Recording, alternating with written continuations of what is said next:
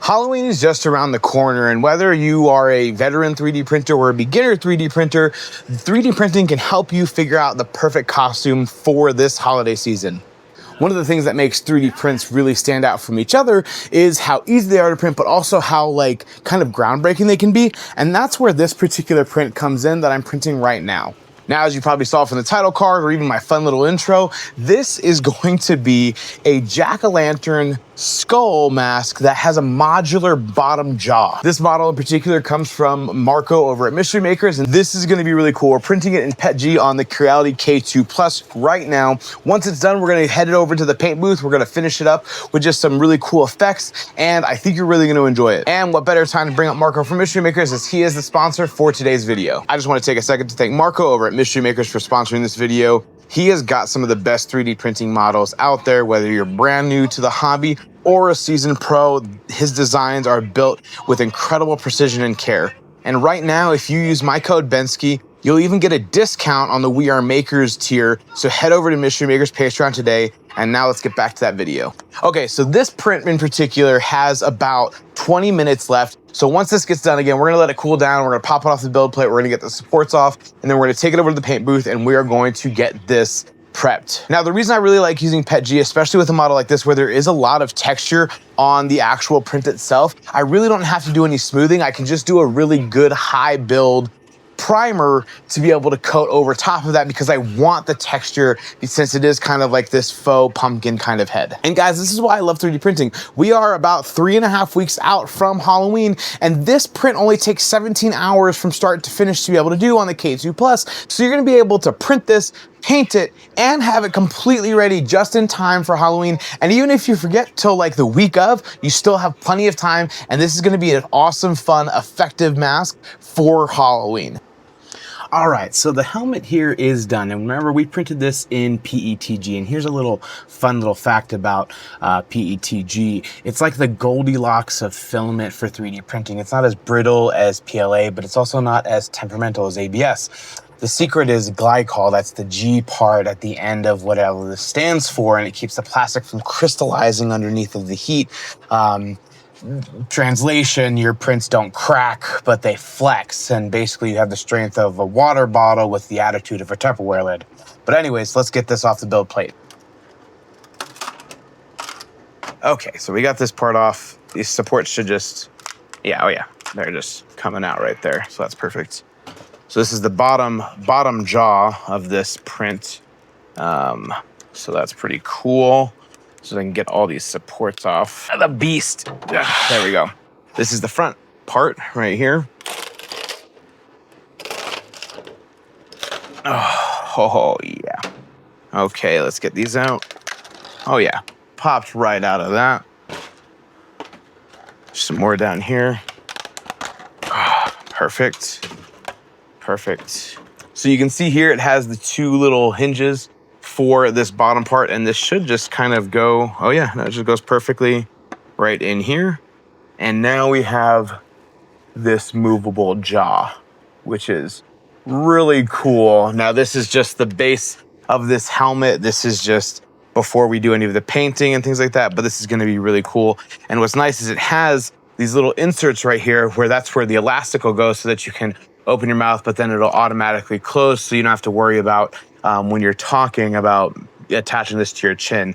But like you see, it opens up perfectly, and the camera's having a hard time finding my face with that. So let's just get over to the paint booth and paint this up. So like I mentioned, one of the reasons I really like using PETG is because when you go to fill it, it already kind of has a good texture to it, but then you're able to utilize that texture for things that have texture, just like this pumpkin head. So I don't have to really worry about smoothing it, and that's also why I prefer to use the PBE Seymour filler primer. This stuff is amazing because it's a super high build, and on top of that, it dries in 10 minutes, and you're able to sand it and or paint it after that 10 minutes. So we're gonna get this coat on, and then we're gonna go from there.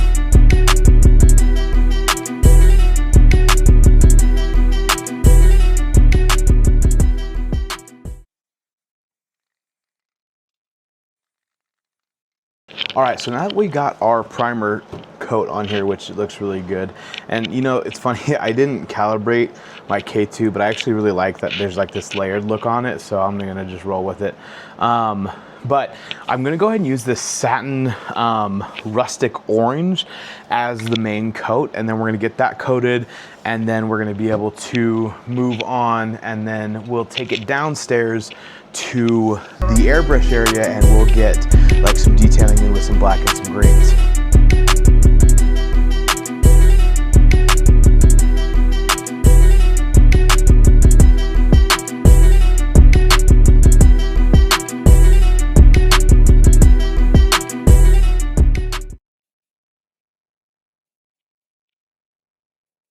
Okay, so a couple things. One, you can see this goofy little thing. I got an Insta360 Go, so we're gonna do some POV airbrushing. So we have all the airbrushing stuff set up. Now this is the mask. It looks really awesome, but we're gonna go ahead and get the details.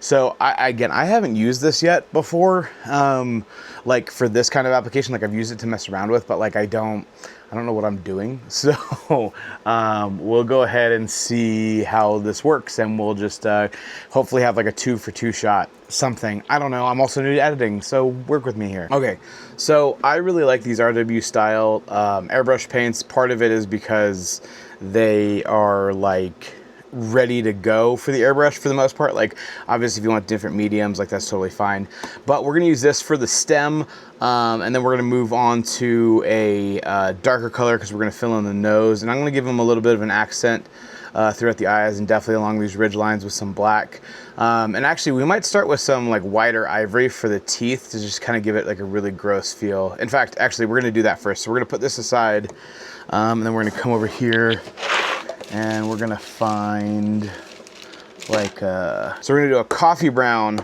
and then a green, and then we're gonna top her all off with some, we just need some black. So yeah, cool. Let's get started on all of this, I guess. Okay, so after a little bit of a lengthy cleaning, because I decided to not clean my stuff, I've decided we're gonna go ahead and get, oh, we have 2 whites, good. We have a white and a white pearl. Well, we'll just use white. So we're gonna do white on the stem and on the teeth. That way we can get a good base going for the applications for everything else, which will be nice. Okay, now we're gonna come on the stem. Now, the other thing about this is I'm not worried about it being super perfect because it's the stem of a pumpkin. I want it to look a little not even.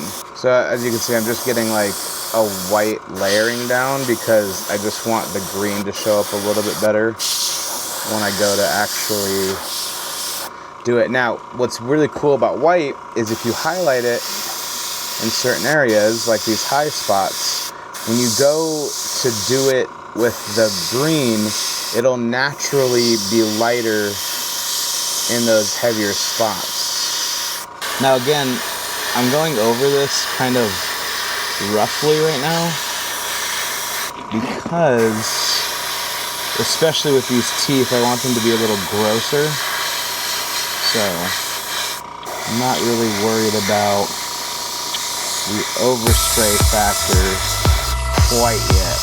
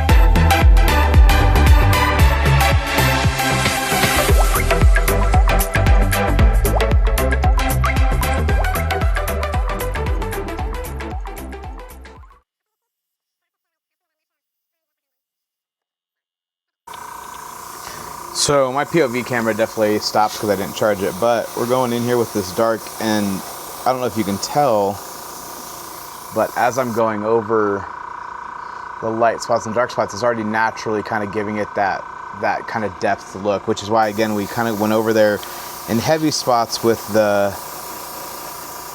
white, and then this way we can go over this with a lighter coat and it'll naturally be darker in the low spots and lighter in the spots that we highlighted a ton of, which is really cool. And what's nice is that like will always be true in terms of like the light and the dark. So like even when you're going back over it, as long as you're keeping even on your passes, it'll stay darker in those low spots and lighter in the white spots. So the result is that. Now I know this is showing up really dark on your guys's end, but trust me, this is a really cool, like it looks like the nub of a pumpkin. So now we can do the teeth and we'll kind of go from there.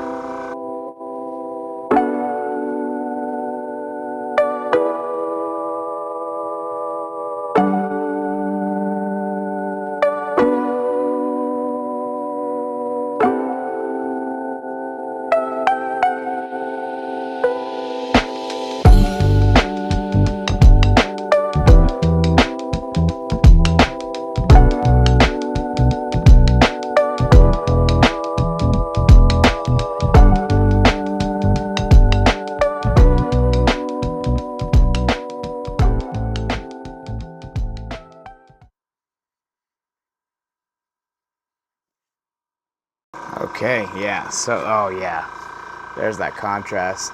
Oh, that looks good. Oh, he's a creepy guy. He's a very creepy guy, and I like him. Okay, so we need to speak really honestly. I had to go get a new airbrush because the other one, like, was broken. Like, the trigger was broken, I don't know why. But, so yeah, so this took a little bit longer, but we're getting this one pumped up with air. Feels good. Now again, in the vein of not wasting material, you can always start with less and then add more. That's always an option, is to add more. I almost let this piece fall in there. So I'm just gonna start with just a few drops, just because again, like I don't want to have to clean out more paint than I need, which is a real issue. So we're gonna start with the nose here, so we can see that looks really good, but I'm gonna accent the outer part of it a little bit more just to kind of make the transition look a little bit better.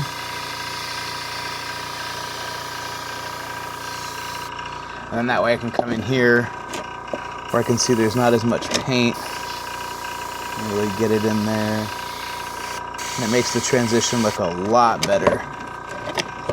There we go. Yeah, look at that. Look how good that looks. Now I'm gonna go ahead and highlight around the eyes, but also highlight a really faint line around these eyes. So I'm actually gonna turn this down a smidge.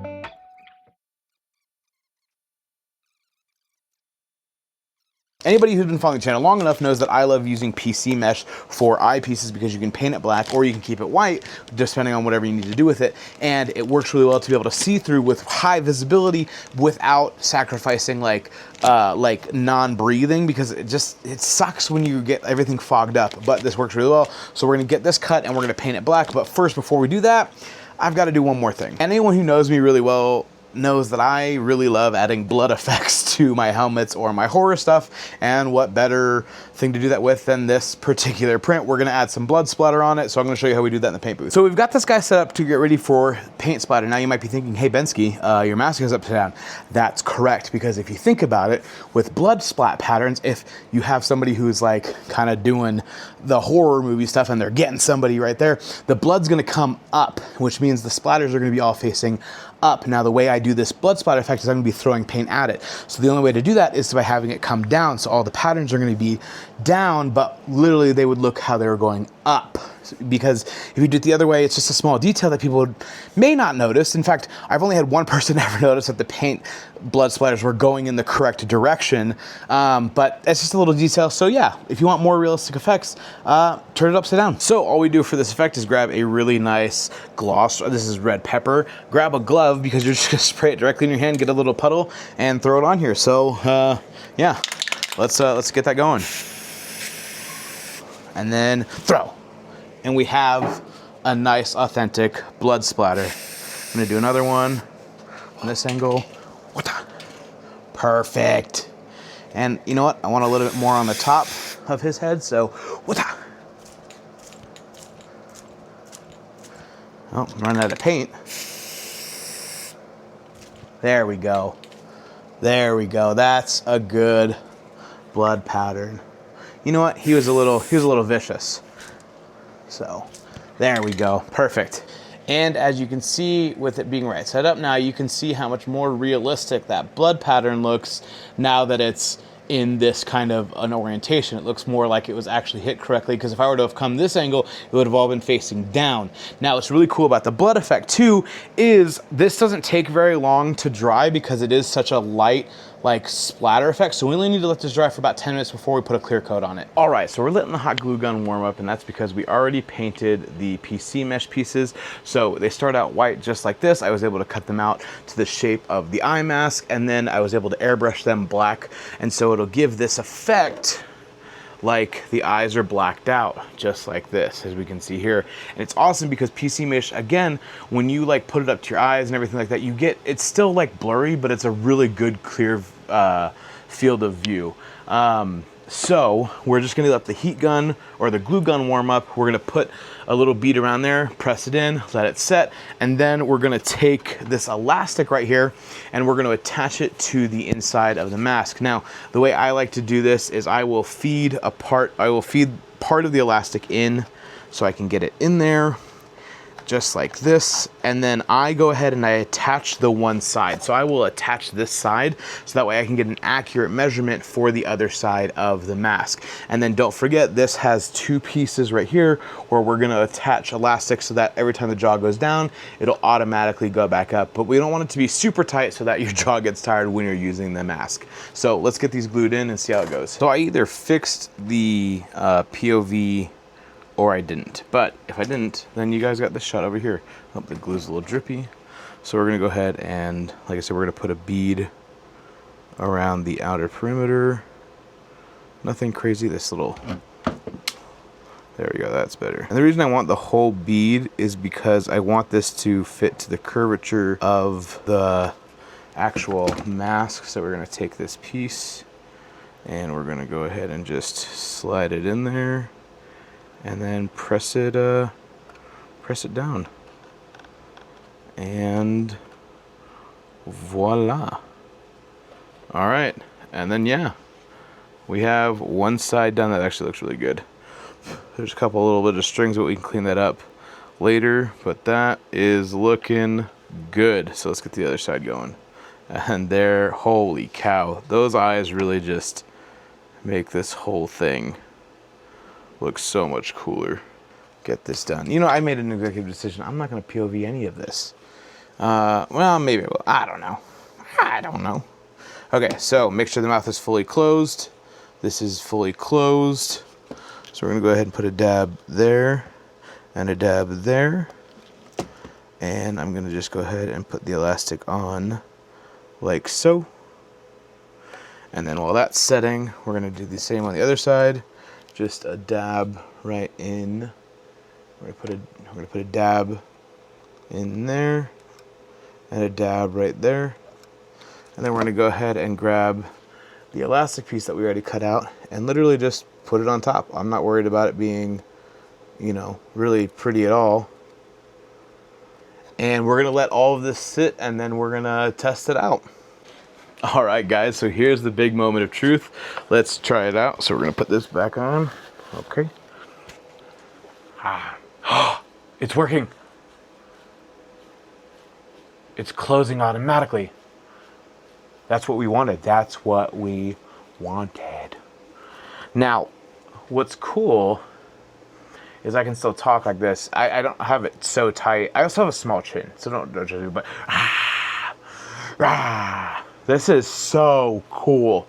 I love this so much. Now, if you want the best effect possible, is what you're gonna wanna do is you're gonna wanna buy a like full ski set baklava, and then you'll be able to this is so cool. Sorry, I love this. I absolutely love this. So there you guys have it. The Harvester mask from Mystery Maker's Patreon. Again, this is so cool. Look at that. Just snaps closed. This is absolutely amazing. Now, again, as a reminder, this took about 17 hours to print, and then it was about another hour, 2 hours to paint it. So within a 24-hour period, you can be ready for Halloween. And Halloween is only a few weeks away, so if you're still struggling to figure out what to get, this is absolutely awesome. And again, all you really need is another face mask over top of it, or you can just go like this with a hoodie. Because what's really cool is if you have the hoodie, you're able to put the mask on just like this and then pull the hood up, and now you look even scarier. And now with the hood up, it's even more menacing. So anyways, guys, there you go. There's the full build for the Harvester mask from Mystery Maker's Patreon. Now, I can't express to you guys enough how much I love Mystery Makers. I was a huge fan of Mystery Makers before they even started sponsoring these videos. And so I just want to give a huge shout out again personally to Marco and Mystery Makers for making this amazing mask. Now, don't forget to like and subscribe and tell me in the comments below, what else do you want to see? Do you want to see more market-oriented stuff where I teach you how to be a small business owner with 3D printing? Do you want to see more travel where you don't even care about 3D printing? Or just simply more stuff from Mystery Makers and other Patreons out there that I absolutely love. Now, guys, don't forget, please subscribe to the channel if you're not already. It helps out so much. And I'm basically Bensky, and mistakes make magic, baby.